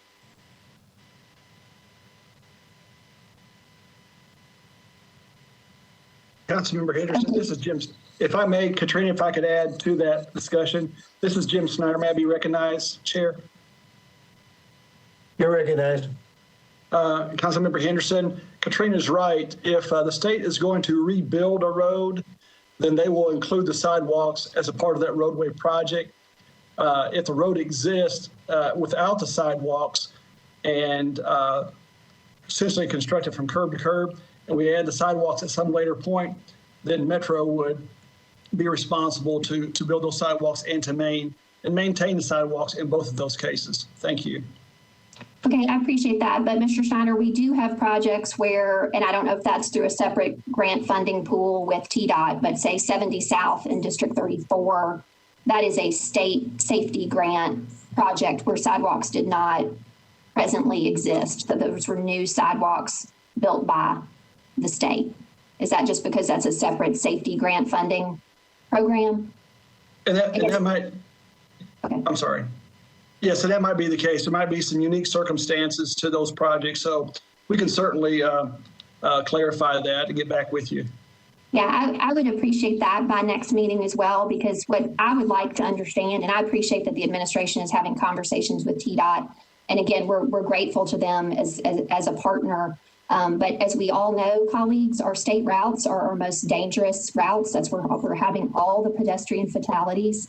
And so I do think it's incumbent upon the state, whether through, new ways to look at federal funding and, the whole funding model. I hope that we're going to have a change at the national level about how state routes get funded and sidewalks get funded and so forth. So I'm interested to make sure that we're not spending Metro money along a state route when we also have so much need countywide. So again, I'm not opposed to sidewalk construction, obviously, but I would appreciate Mr. Snyder and Mr. Honeysucker by next meeting, understanding kind of the broader context of how we work with TDOT on these sidewalks and why this project was chosen and how many other projects we anticipate doing on state routes and, how many linear feet and how much cost and, is that sustainable? Because most of our state routes have no or bad sidewalks, and those are our most dangerous routes. So thank you. Absolutely. Yes, ma'am. Okay. Any other discussion? I don't see any. Mr. Director, go ahead and take the vote. Allen? Aye. Benedict? Yes. Bradford? Aye. Evans? Aye. Campbell? Hall? Henderson? Abstain. Hurt? Nash? Aye. O'Connell? Aye. Roten? Councilmember Roten? 6 in favor, 0 against, 1 abstaining. Thank you, Director Cooper. Okay, on to bill number 2021-693 by Hall. Mr. Hall, you're recognized.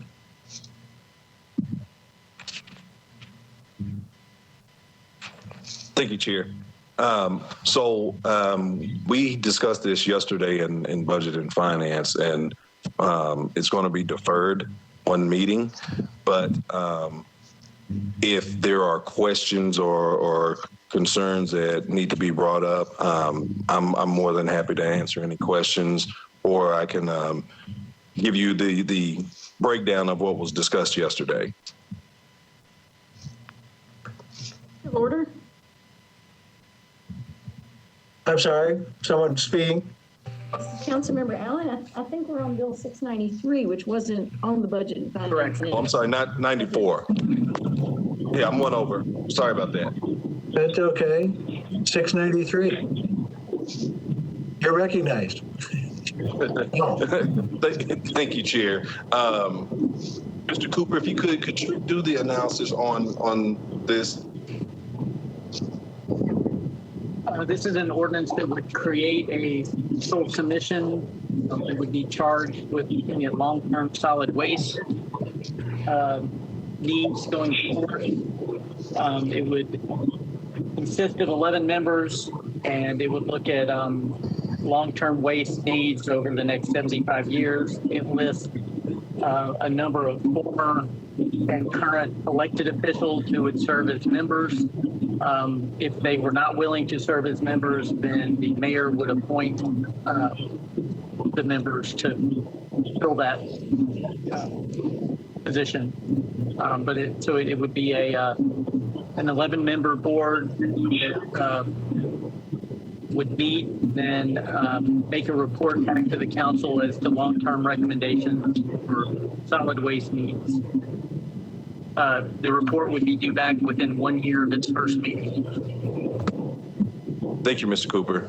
So, colleagues, basically what we're looking at is, what I'm suggesting is that creating this commission, this panel, almost or very eerily similar to our blue ribbon panel, how it's structured and operates, and which has done very well for us over the last few years. But this is solely to focus on our zero waste plan and getting to zero waste. For those of you who have been following along the battles that we've been having with our landfills and transfer stations, the one currently that I'm involved in now with Southern Services and Waste Management, and their request to expand or their attempts to expand. And if you were following along and paid any attention to or know about the Solid Waste Regional Board, several things were brought out that pointed out that they feel that we have not been aggressive in legislating from a Metro standpoint, from a council standpoint, and that it also highlighted the shortcomings of the relationships that Solid Waste Board, Public Works has been having with its partners. And so this would get us to the point where we would zero in, focus on exactly how we're going to handle recycling, exactly how we're going to move forward in terms of what to do with household and C&D waste and debris in light of the situations we're in with all of our landfills potentially being closed within the next 2 to 5 years. Thank you, Chair.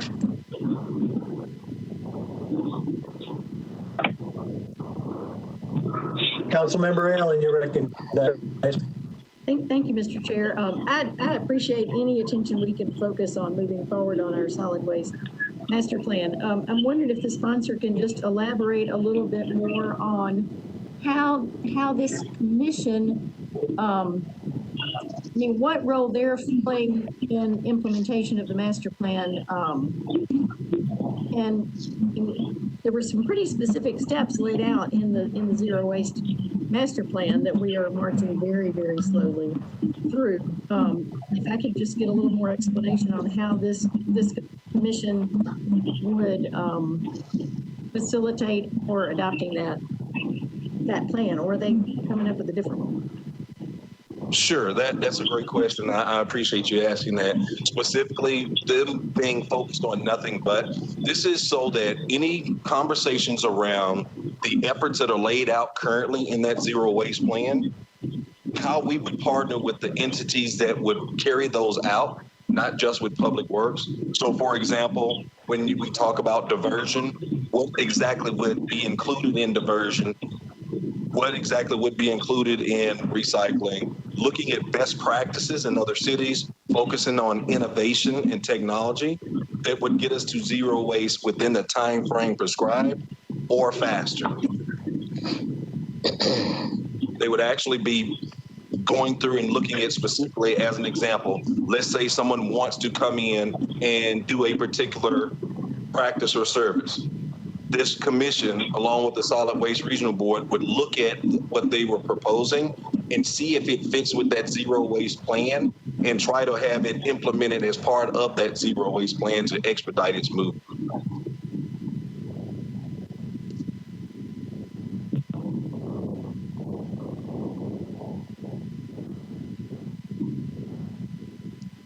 that answer your question? Did that answer your question, Council Lady Allen? Yeah, I appreciate that. Thank you. Council Lady Henderson, you're recognized. Thank you, Chair. I really appreciate the spirit within which this is brought, but I do, I think this is a big move and it may be a very good one. I just would hope that maybe the commission, or rather the committee, would have a little more time to think about it and consider it in the context of the other, solid waste board and so forth. And so I wonder if the sponsor might entertain a motion to, or he would find it friendly, a one meeting deferral. I'm not opposed to that. I'm open to more discussion. In light of the shift with solid waste over to create to stormwater, to create this new Department of Transportation and also be more involved in this part of the process, I think we can't spend enough time discussing it and should aggressively and attentively move forward as quickly as we can. But I'm absolutely open to more discussion about it. Thank you, Sponsor Hall. With that, Chair, if I may, I'd like to move to defer this one meeting, please. We have a motion to defer. Is there a second? And a second. Any discussion on the motion to defer? Go ahead, Director. Allen? Aye. Benedict? Aye. Bradford? Aye. Member Bradford? Evans? Aye. Campbell? Hall? Aye. Henderson? Aye. Hurt? Nash? Aye. O'Connell? Aye. Roten? 7 in favor, 0 against. Thank you, Director Cooper. And on to bill number 2021-694 by Hall and Hurt, requires all existing culverts, inlets, storm drains, and ditches within the T2 rural neighborhood policy and T3 suburban neighborhood policy to be upgraded, retrofitted, and or constructed to current stormwater management manual standards by December 31st of 2026. Councilman Hall, you're recognized. Thank you, Chair. So now we're on the correct one. I'm sorry, this one was the one that we also discussed in Budget and Finance. Chair, point of order, are we going to have discussion before there's a motion? I need to have a motion, yes. I would move to defer one meeting, please. Okay, we have a motion to defer one meeting. Second. Any other, and a second, any other discussion? Council Lady Henderson, your hand's up. No, sir, no further discussion. I do it in a spirit of collegiality and friendliness. I just want to have enough time to have discussion about this. So, with that, I renew my motion for one meeting deferral, please. I hear you. Okay.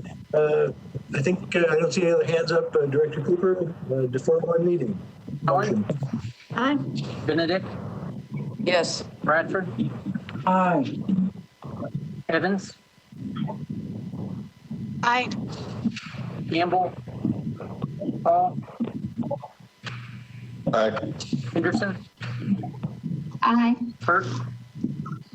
Nash? Aye. O'Connell? Aye. Roten? Aye. 9 in favor, 0 against. Thank you, Director. Let's see here. I think the rest of the agenda is on the consent agenda. Wow, marathon. Meeting. Thank you all. A lot of business. Hopefully we'll make some progress tonight.